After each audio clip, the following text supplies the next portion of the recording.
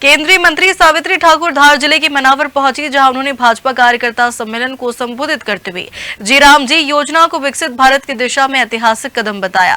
योजना के तहत अब ग्रामीण मजदूरों को 125 दिन रोजगार मिलेगा।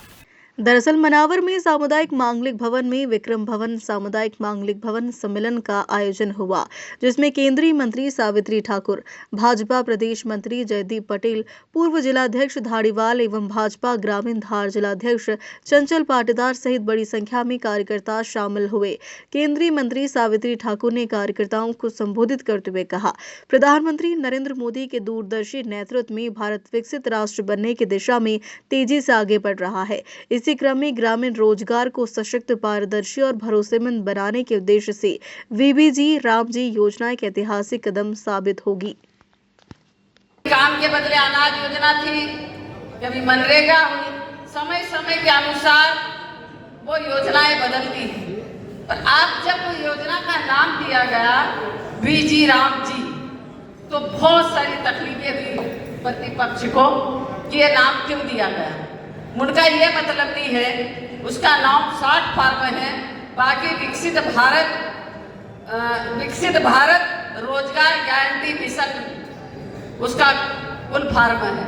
अब इसके नाम के लिए उन्होंने कितनी सारी, अभी आपको पता चला कि लोकसभा चल रही है तो उस समय थी नहीं, पर मोदी जी के वहाँ महिलाओं को बोल के कुर्सी का घेराव करना इस तरीके से प्रतिपक्ष को शोभा नहीं देता, क्योंकि अपनी मर्यादाएं होती और मर्यादाएं होती तो उसको हमेशा अपने अंदर छुपा के रखना चाहिए। अब अगर बाहर उजागर कर देंगे तो वो शोभा नहीं देती है।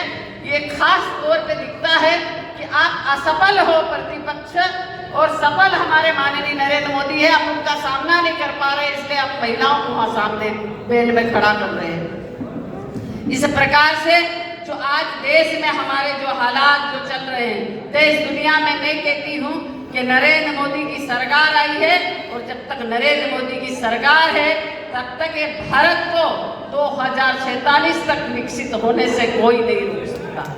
उसी परिकल्पना को लेते हुए माननीय नरेंद्र मोदी जी ने सपना देखा है कि अब जो हमारा जो काम होगा, जो योजना जो चलेगी वो ग्राम पंचायत स्तर पर, और अब लोगों को अधिकार दिया गया है।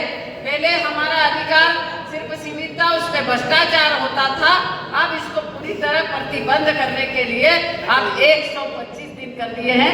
125 दिन के बाद भी अब बहुत सारी जगह हमारी सरकारें हैं, बहुत सारी जगह हमारी सरकारें नहीं है, वहाँ पर पूरा केंद्र पर निर्भर करती थी, बहुत सारा भ्रष्टाचार होता था, उसको किस प्रकार रोका जाए। तब मोदी जी ने और केंद्र सरकार ने कर दिया कि 60-40 का रेशो अब हमारा 60 केंद्र देगा और 40 मध्य प्रदेश सरकारें देगी, जो कि उनकी भागीदारी रहेगी ताकि काम में पारदर्शी आए, सही काम